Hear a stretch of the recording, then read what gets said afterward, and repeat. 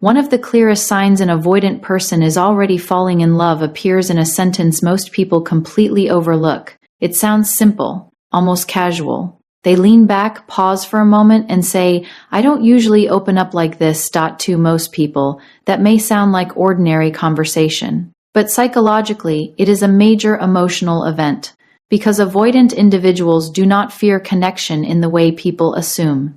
What they truly fear is exposure. They fear becoming emotionally visible. Somewhere in their past, vulnerability became associated with disappointment, criticism, pressure, rejection, or loss of independence. So over time, they learn to survive by controlling access to their inner world. This is why avoidants often appear emotionally composed, independent, logical, or difficult to read. They carefully manage what others can see. They may speak confidently about work, goals, opinions, or surface-level experiences, while quietly avoiding conversations that expose emotional needs, insecurities, fears, or attachment. And this is where people misunderstand them. Many assume avoidants are emotionally shallow simply because they are emotionally restrained. Boo, Drew. Restraint is not the absence of feeling. In many cases, it is evidence of how intensely they feel internally. The stronger the emotion, the stronger the instinct to contain it. So when an avoidant begins opening up without being forced, something psychologically significant is happening beneath the surface. Their nervous system is beginning to associate your presence with emotional safety rather than emotional threat. That changes everything. You have to understand avoidants rarely trust quickly. They observe people carefully. They analyze behavior. They watch for signs of control, judgment, unpredictability, or emotional demand. Even when they like someone deeply, they may still maintain emotional distance because distance feels safer than dependence. But eventually, with the right connection, small cracks begin appearing in the emotional armor. They start mentioning painful memories they normally keep hidden. They admit fears they usually joke away. They reveal moments of insecurity, loneliness, shame, or confusion. And often they do it subtly, almost accidentally, as though the words escaped before they had time to stop them. That is why this moment matters so much. Drew. Or an avoidant, vulnerability is not casual communication. Vulnerability is risk. Every emotional confession feels like surrendering control. And control is often the mechanism they built to protect themselves from being hurt. So when they say, "I don't usually open up like this," what they are really saying is, "Something about you is lowering defenses I normally never drop." That is not ordinary attraction.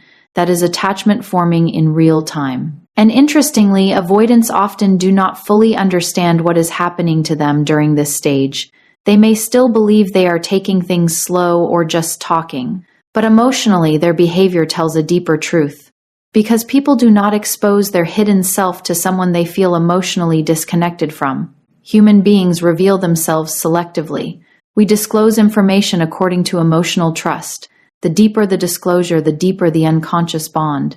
Psychology has repeatedly shown that intimacy is not created merely through time spent together, but through emotional self-revelation. And for avoidance, this process happens far more cautiously than it does for other attachment styles, which means with Drew, when it finally happens, it carries far greater weight. This is why avoidance can seem contradictory. They may still need alone time. They may still become distant after emotionally intense moments. They may even pull back immediately after opening up because vulnerability activates fear inside them. But the withdrawal does not erase the meaning of the moment. In fact, sometimes the retreat happens precisely because the emotional connection has become real. The deeper the feeling, the stronger the instinct to regain emotional control. That confuses many people. They think if they cared, why would they distance themselves? But avoidant psychology does not operate in linear ways. Closeness can trigger anxiety just as much as abandonment can. Love activates both desire and fear simultaneously. And this is why emotional openness from an avoidant should never be measured only by intensity. It should be measured by rarity. What they reveal to you may seem small compared to what another person would openly express. But for them, it may represent enormous emotional trust. A 5-minute vulnerable conversation from an avoidant can carry more emotional significance than hours of expression. Drew. Essive affection from someone else. Because it is not about how dramatic the confession sounds. It is about how protected that part of them normally is. And once an avoidant begins emotionally exposing the parts of themselves they hide from the world, they begin to reveal their true selves to themselves. The relationship has already entered deeper psychological territory. Whether they consciously admit it or not, they are no longer interacting from detachment alone. They are becoming emotionally invested, slowly, quietly, carefully, but genuinely. And the moment an avoidant starts risking emotional visibility with you, love is no longer a possibility sitting somewhere in the future. It has already begun. One of the most misunderstood phrases in avoidant psychology is this: I need space, but I don't want to lose you.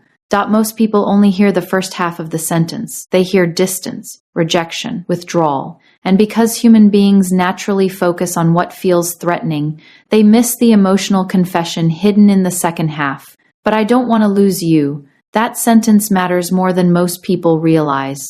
Because avoidants do not usually announce attachment directly. They reveal it through contradiction. Their emotional world is built on opposing forces happening simultaneously. One part of them longs for connection, closeness, understanding, and emotional safety.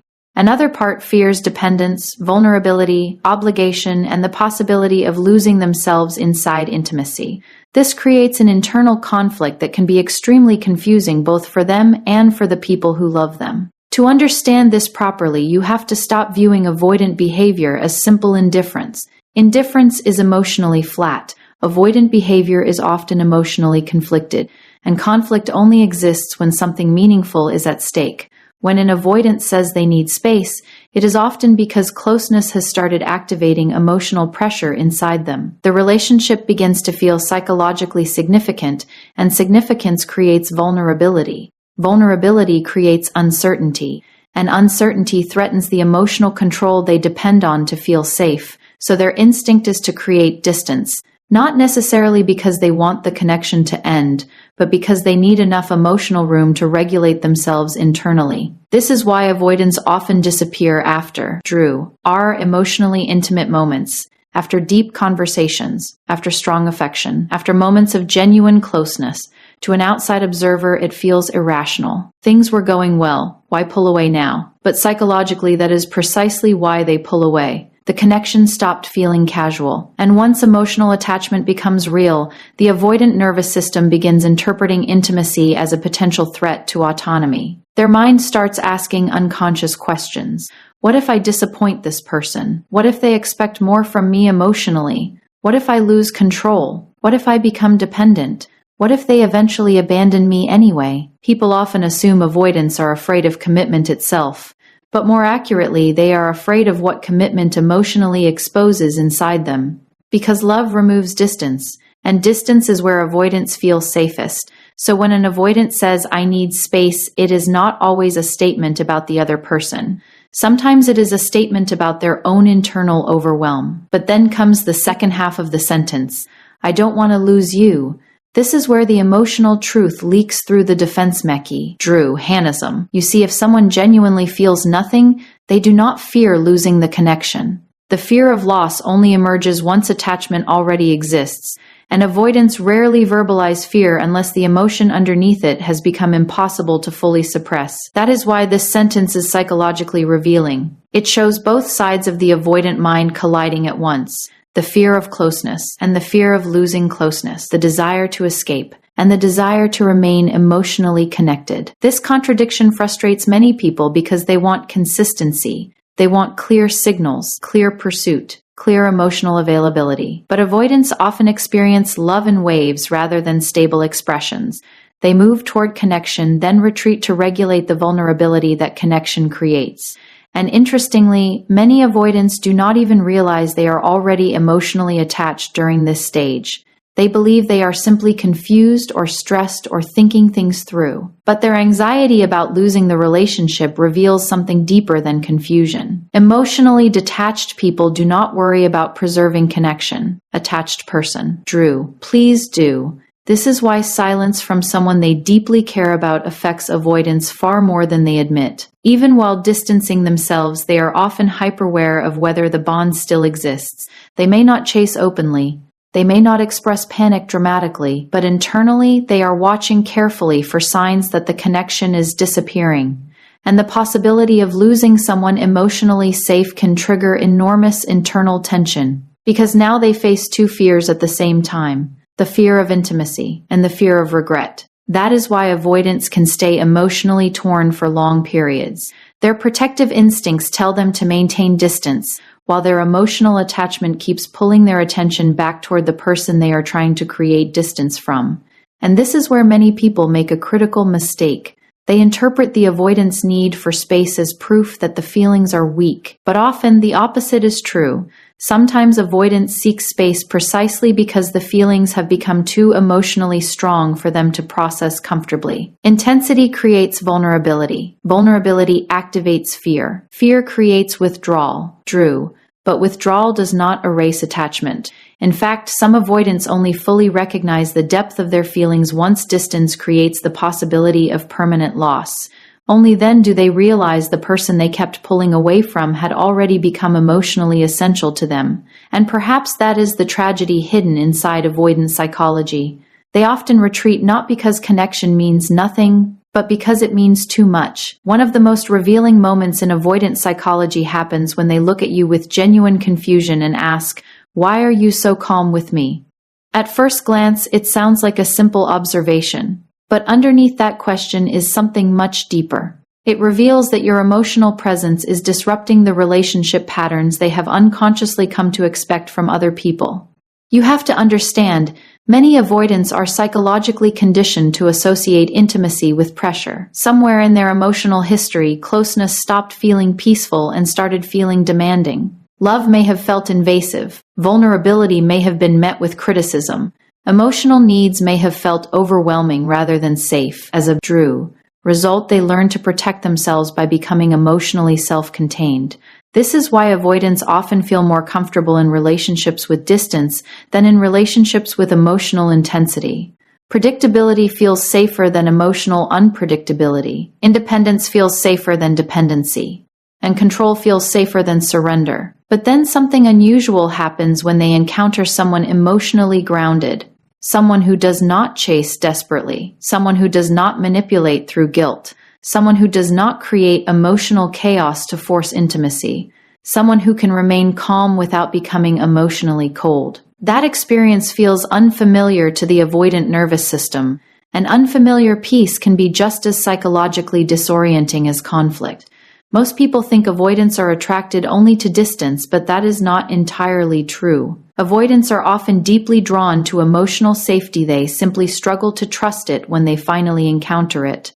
Because safety feels unpredictable when a person has spent years adapting to emotionally inconsistent environments.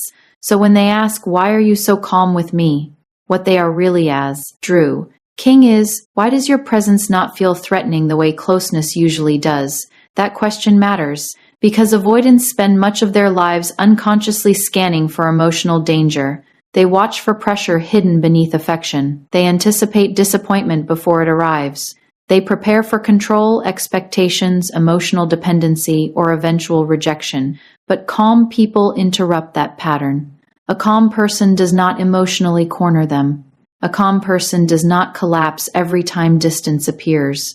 A calm person remains emotionally centered instead of reactive, and that stability creates something avoidants secretly crave but rarely know how to ask for: emotional relief. You see, emotionally healthy calmness has a regulating effect on the nervous system. Human beings unconsciously absorb emotional states from the people around them. Anxiety creates anxiety. Chaos creates chaos. But emotional steadiness creates psychological breathing room. For avoidants, this can become unexpectedly powerful, because many of them are used to relationships that revolve around tension, pursuit and withdrawal, conflict and reconciliation. Emotional pressure follows. By escape. But when they meet someone whose presence feels emotionally balanced, they experience a form of connection that bypasses their usual defenses. Not because they are being forced open, but because they no longer feel the same need to stay guarded. That is why avoidants often become fascinated by emotionally calm individuals. They may not understand the attraction intellectually at first, but psychologically their nervous system recognizes the difference immediately. For once, connection does not feel like a battlefield, and this creates an important shift inside them. Instead of associating intimacy with exhaustion, they begin associating intimacy with peace. That is an enormous psychological transformation, because people emotionally attach not only to how someone looks or speaks, but to how someone makes their nervous system feel. And when an avoidant starts feeling calmer around you than away from you, attachment begins deepening beneath the surface. Quietly, gradually, but very powerfully. Interestingly, this is also why avoidants sometimes become emotionally attached to people who do not constantly pursue them. Not because they enjoy emotional unavailability, Drew, thank you, but because emotional self-possession feels safer than emotional desperation. A person who remains calm communicates something without words. I am emotionally stable enough not to consume you. For an avoidant, that can feel profoundly attractive, because many avoidants fear being trapped inside another person's emotional expectations. They fear losing autonomy. They fear becoming responsible for regulating someone else's emotional world. But calm individuals do not create that pressure. Their stability creates space instead of emotional suffocation. And over time, the avoidant begins lowering defenses naturally. They linger longer in conversations. They become more emotionally curious. They begin sharing thoughts they normally keep private. They seek your presence after stressful experiences. They start feeling emotionally reset simply by being near you. This is the stage where attachment becomes difficult for them to deny, because peace is addictive to a nervous system that has lived too long in self-protection. And perhaps this is the deeper philosophical truth beneath all of it. Human beings do not only fall in love with excitement. Eventually, they fall in love with Drew, the places where they can finally stop bracing themselves. That is why calmness has such transformative power in avoidant psychology. It does not force love. It allows love to feel safe enough to emerge. And when an avoidant starts associating your presence with emotional peace rather than emotional pressure, they are no longer simply interested in you. They are beginning to feel at home with you. Perhaps the most emotionally revealing sentence an avoidant can say is this: I've never felt this way before. Not because the words themselves are dramatic, but because avoidants rarely arrive at emotional conclusions lightly. They are people who spend enormous amounts of energy managing, minimizing, or intellectualizing their feelings. They analyze emotions instead of surrendering to them. They create distance before attachment becomes overwhelming. And they often convince themselves they are more emotionally detached than they truly are. So when an avoidant finally admits that something feels different, it usually means the emotional experience has already moved beyond their ability to rationalize away. That is the important part. Avoidants do not typically announce love the moment attraction begins. In fact, many avoidants remain unaware of their own emotional attachment for a long time because their mind automatically suppresses vulnerability in order to maintain psychological control.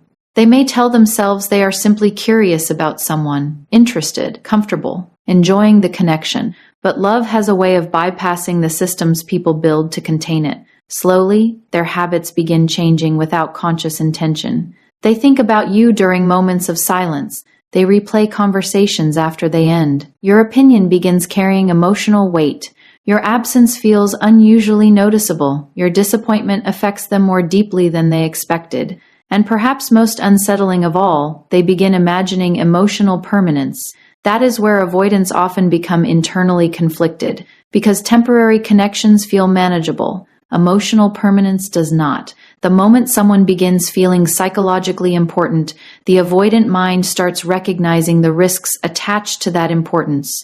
Now there is something to lose. Now vulnerability has consequences. Now the relationship carries emotional gravity. And this, Drew, is often the stage where avoidants become emotionally inconsistent, not because their feelings disappeared, but because the depth of those feelings has started frightening them. People misunderstand this all the time. They assume love always creates clarity. But for avoidants, love often creates internal chaos first. The closer they feel emotionally, the more active their protective instincts become. One part of them wants deeper intimacy. Another part urgently wants to regain emotional control. This creates behaviors that appear contradictory from the outside. They become deeply attentive, then suddenly distant, warm one day, quiet the next, emotionally vulnerable, then guarded again. But beneath these fluctuations is usually the same psychological reality. The connection has become emotionally significant enough to destabilize their normal defenses. And eventually, the avoidant reaches a moment where the internal experience becomes impossible to deny. That is when phrases like, "I've never felt this way before," begin surfacing. What makes this sentence powerful is that it reflects emotional disorientation. The avoidant is not simply complimenting the relationship. They are, Drew, acknowledging that the connection has affected them beyond familiar emotional patterns. For someone who normally feels safest in emotional control, unfamiliar depth can feel almost existential. It changes how they think, how they regulate themselves, how they experience closeness. Suddenly, the strategies that once protected them no longer feel entirely effective, and that realization can be both beautiful and terrifying. Because love, at its deepest level, always challenges identity. Avoidants often build identities around self-sufficiency, around needing little from others emotionally, around remaining independent and internally contained. But genuine emotional attachment disrupts that self-concept. It forces them to confront a truth they may have spent years avoiding. Human beings are not designed to exist entirely untouched by one another. Eventually, someone reaches the parts of them that they thought would always remain protected, and when that happens, the avoidant begins experiencing emotions they cannot easily categorize. They may feel safer yet more vulnerable, more connected yet more afraid, more peaceful yet less emotionally in control. This is why avoidants sometimes, Drew, appear overwhelmed by relationships that are actually healthy. The